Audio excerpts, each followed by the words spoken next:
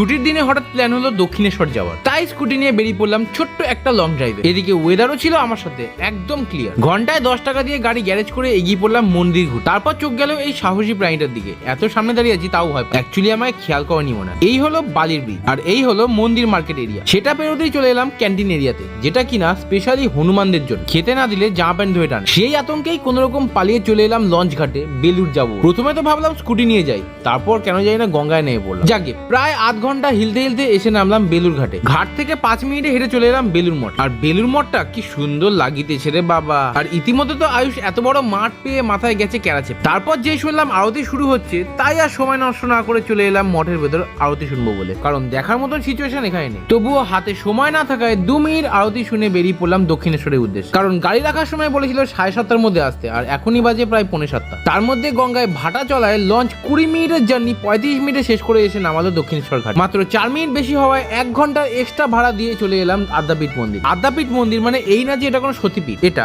অন্নদা ঠাকুরের স্বপ্নাদেশ পাওয়া আদ্যা মায়ের মন্দির, যা এই মুহূর্তে নির্জন। আছি আমি একা। তারই উল্টো দিকে ছিল হিঙের কচুরির দোকান। গরম গরম এই কচুরি নাকি শুনেছি খুবই ভালো খেতে, তবে আমার তেমন আহামরি লাগলো না, হয়তো এর দামের জন্য। 50 টাকায় মাত্র 4টে, আমাদের ওখানে তো 20 টাকায় 4টে দেয়। 4টে থেকে আর পেট ভরে, তাই বন্ধ করতে থাকা বিরিয়ানির দোকানকে আবার করে খুলিয়ে খেয়ে নিলাম 1 প্লেট চিকেন বিরিয়ানি। লাস্টে এসছি বলে প্লেট ভরে দিয়েছে, এমনি সময় কিন্তু এত দেয় না। তারপর পেট ফুল করে চলে এলাম বাড়ি। সিরিয়াসলি ওয়েদারটা এত ভালো ছিল বলেই আজকে এই কচি ব্লগটা বানাতে পারলাম।